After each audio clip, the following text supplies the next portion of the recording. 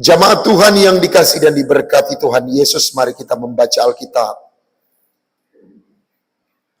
Kita membaca dalam kitab kudus perjanjian baru.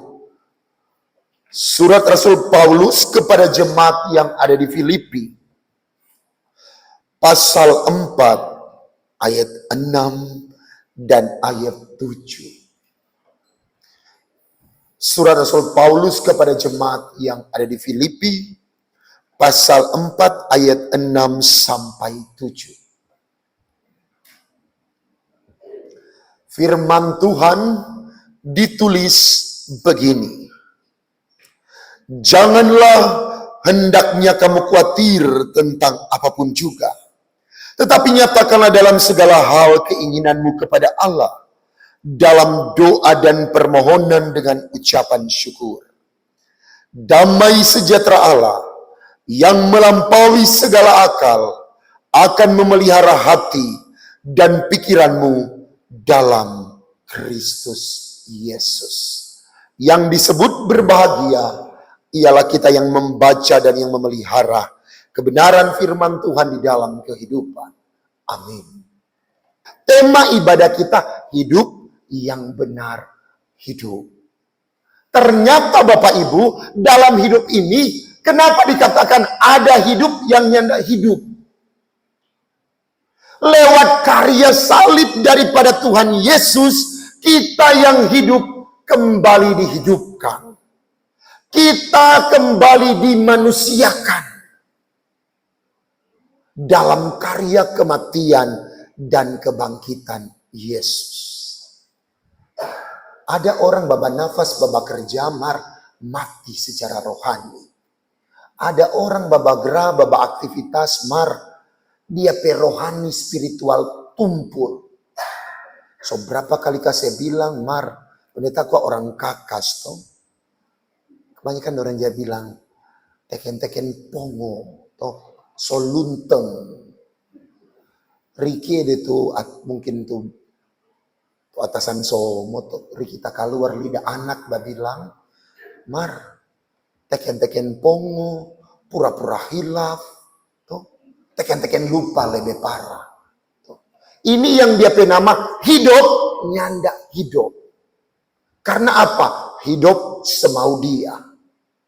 Hidup sesuai dengan takaran kehidupan menurut tatapan, pandangan, dan menurut hematnya pribadi. Nah, firman Tuhan saat ini lewat Rasul Paulus mau menggambarkan suatu realita kehidupan di mana hidup yang benar hidup.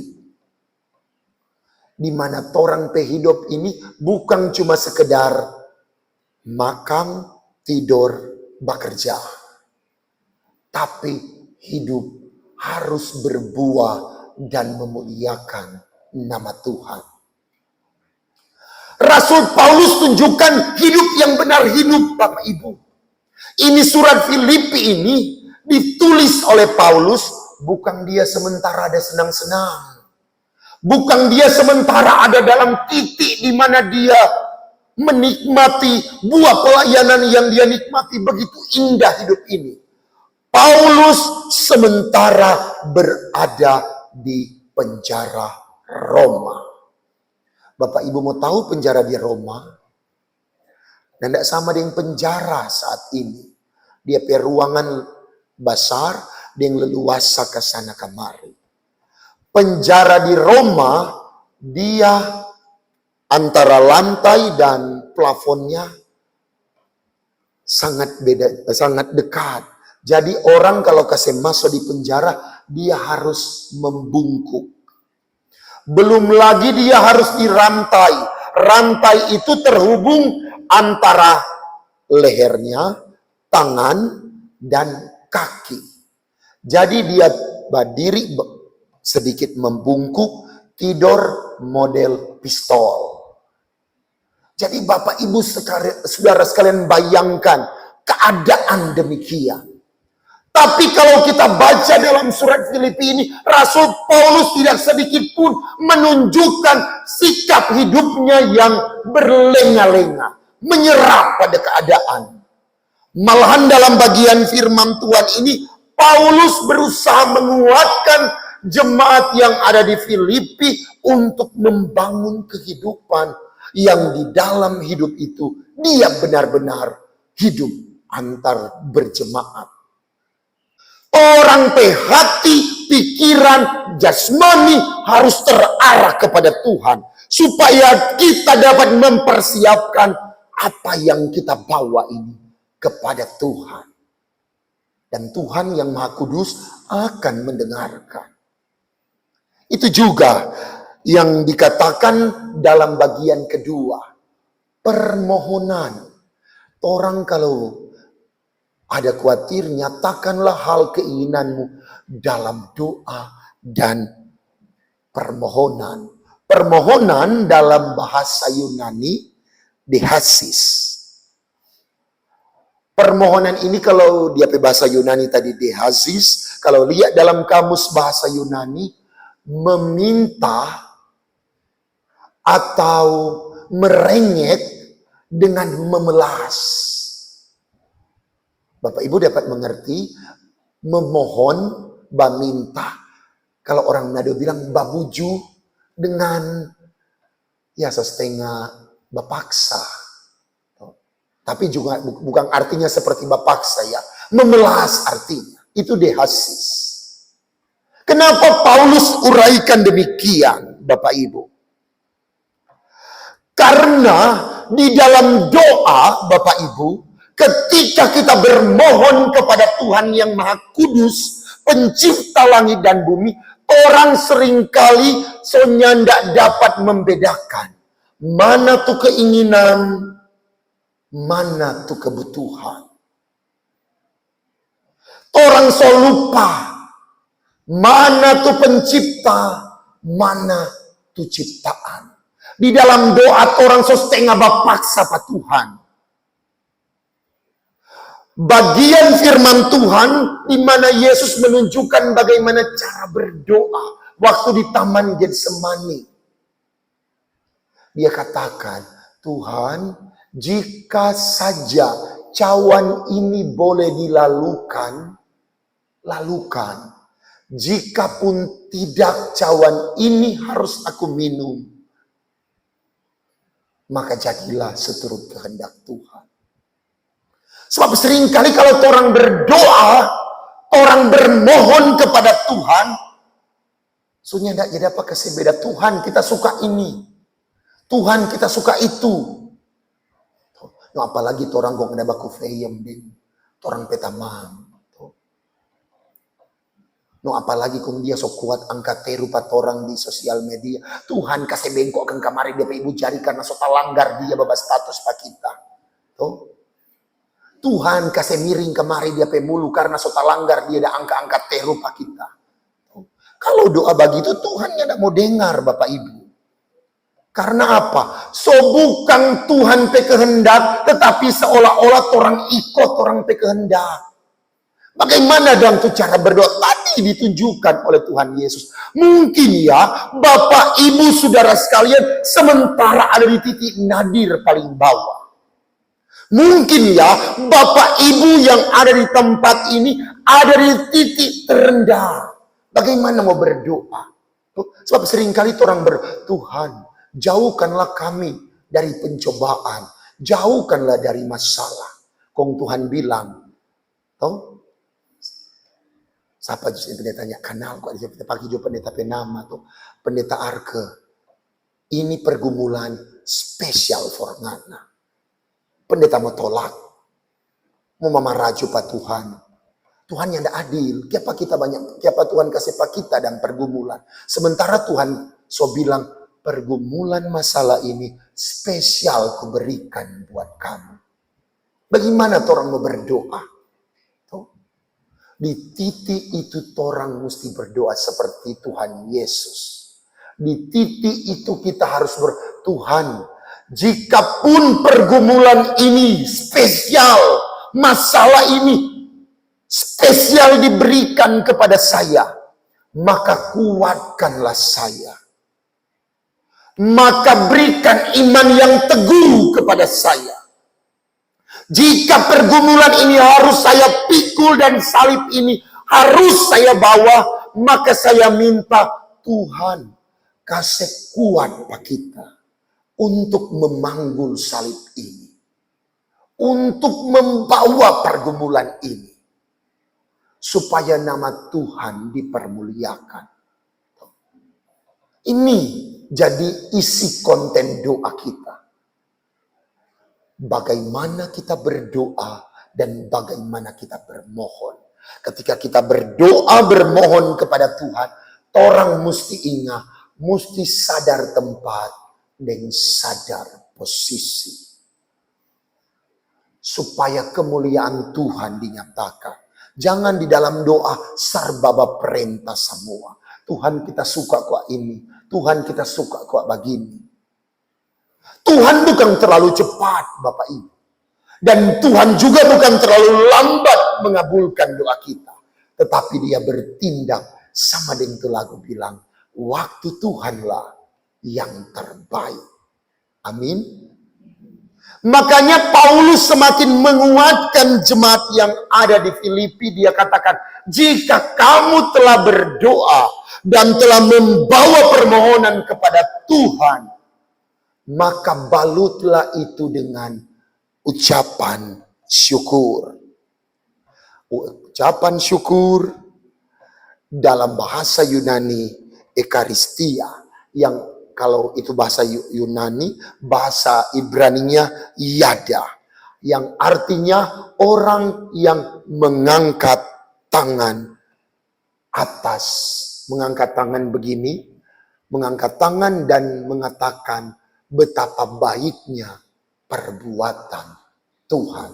Kalau orang so berdoa, di dalam doa itu telah ada permohonan, maka kedua hal ini mesti orang balut dengan ucapan syukur. Tuhan mau jadi apapun, mau dalam keadaan apapun, mau kita berdoa dikabulkan, kita akan tetap mengucap syukur. Mau mengangkat tangan, mau bilang kepada Tuhan, Tuhan terima kasih, sekalipun apa yang kita harapkan tidak sesuai dengan realita. Tuhan, saya mau bilang terima kasih, sekalipun apa yang saya dambakan tidak sesuai dengan apa yang saya terima. Ini konteks kehidupan yang mengajarkan kepada kita banyak-banyak bersyukur. Supaya kehidupan kita menerima berkat daripada Tuhan. Sebab kalau orang banyaknya tidak banyak bersyukur, biarlah Tuhan kasih kamari pat orang 1M. Kalau orangnya tidak mengucap syukur, tetap orang rasa kurang. Tetap orang mau cari jalan, mau menutupi orang kebutuhan. Dan bersyukur pendeta berjumpa dengan Bapak Ibu di tempat ini yang kalau pendeta lihat, tadi pendeta Susentil di awal, tuh muka-muka malaikat semua penuh dengan kesahajaan dan kesederhanaan. Kenapa pendeta sempat sentil begitu? Mesti katu mengucap syukur dalam segala hal. Toh, karena kalau orang tidak mengucap syukur, tidak mau ada rasa kata puas pada orang. Kalau orang so tiba pada posisi itu, berusaha orang akan cari jalan untuk menghalalkan segala cara supaya orang kebutuhan itu tercapai. Bapak Ibu tahu ndak ada istilah BPJS? Tahu, bukan tujuh bayar tuh for di rumah sakit. No, itu salah satu hidup yang benar hidup dia menjauhi apa yang namanya BPJS. Ini pelesetan.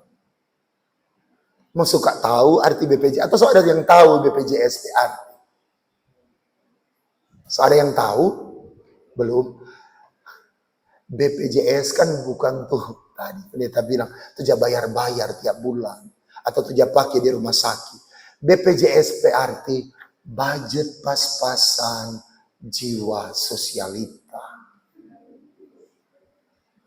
Jangan ada tuh begitu nih, karena kalau orang so tiba pada BPJS itu soalnya ndak mengucap syukur orang. Tak lalu paksa diri. Akhirnya orang berdoa Tuhannya ndak dengar. Maka orang berusaha cari jalan toh.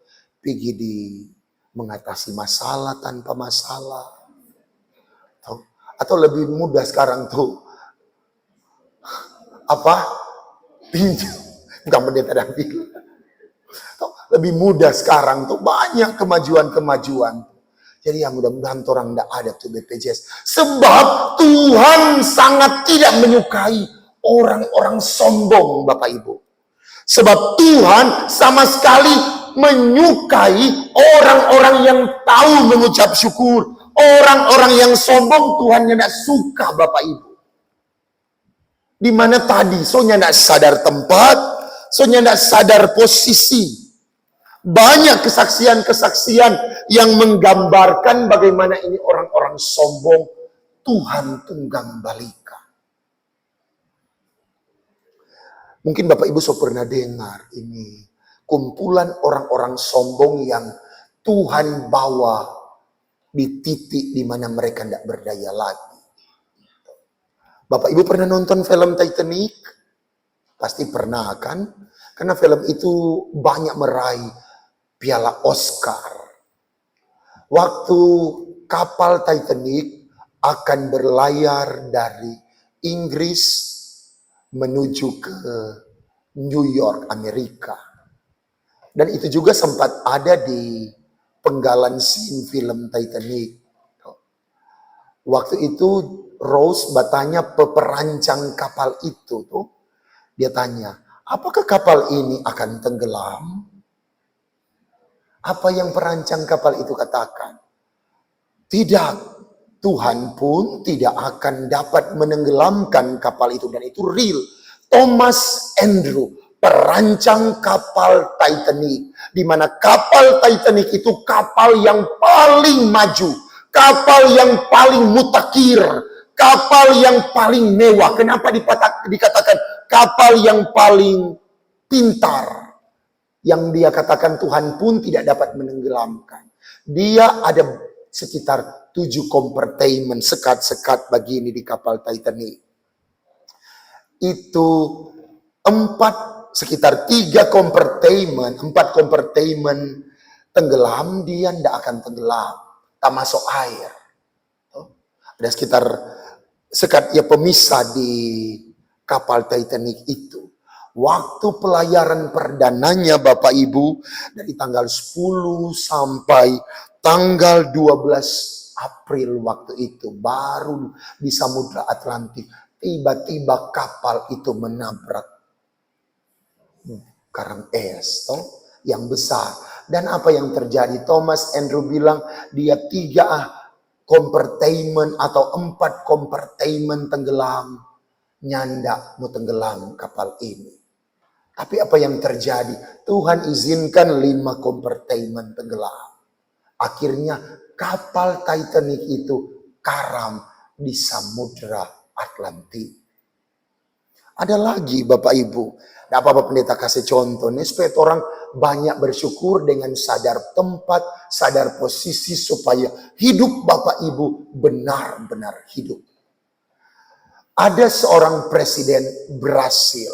Namanya Tancredo Neves. Dia meraih suara 5.000 suara. Dia menang telak waktu itu.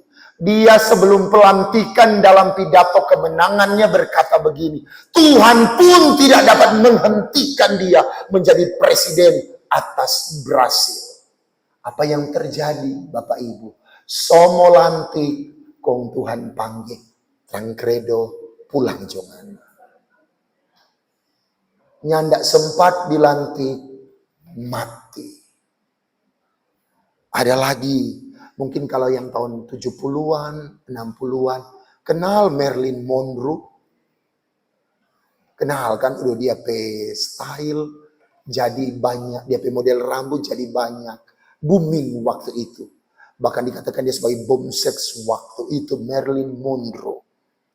Waktu itu Bill Graham hendak mengadakan percakapan dengan Marilyn Monroe. Apa yang Marilyn Monroe bilang? Hai Pastor Bill Graham, simpan saja Roh Kudusmu dan Tuhanmu untuk kamu. Saya tidak butuh dia. Apa yang terjadi? Beberapa tahun ke depan Marilyn Monroe ditemukan mengalami overdosis di apartemen pribadinya. Ada lagi Bapak Ibu. Tahu grup band The Beatles? John Lennon. Tahu tuh? Kalau orang tuh muda-muda, seorang yang tahu. Markala tuh yang tahu kelahiran 60-an, 70-an, tahu John Lennon. Dia dalam waktu konser mereka, tur mereka di Amerika, pernah berkata begini Bapak Ibu. Kami The Beatles lebih terkenal daripada Tuhan Yesus. Apa yang terjadi Bapak Ibu?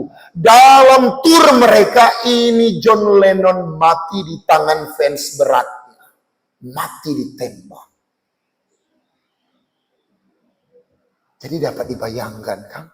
Orang kalau dia soalnya tidak sadar tempat, sadar posisi, Tuhan boleh kasih jatuh. Kalau dia soalnya jawab berdoa, soalnya tidak membawa permohonan, soalnya tidak benar-benar bersyukur, Tuhan boleh kasih jatuh. Tuhan boleh mengangkat, tapi juga Tuhan dapat menjatuhkan. Tuhan dapat memberi, Tuhan juga dapat mengambil. Itulah kedaulatan Tuhan yang mutlak berlaku dalam rahasia ilahi. Baru-baru ini, waktu di Los Angeles, Bapak Ibu mengikuti berita di Los Angeles. Waktu itu kebakaran super hebat di Los Angeles. Bahkan rumah-rumah artis Hollywood nanda ada tersisa rata. Bapak Ibu. Waktu itu sebelum ini kebakaran terjadi, diadakan award Golden Globe. Nikki Glaser sempat berkata, ini Los Angeles ini atau Amerika ini adalah negara yang tidak bertuhan. Sebab itu bertolak belakang. Coba Bapak Ibu pendeta belum pernah pegang dolar Amerika.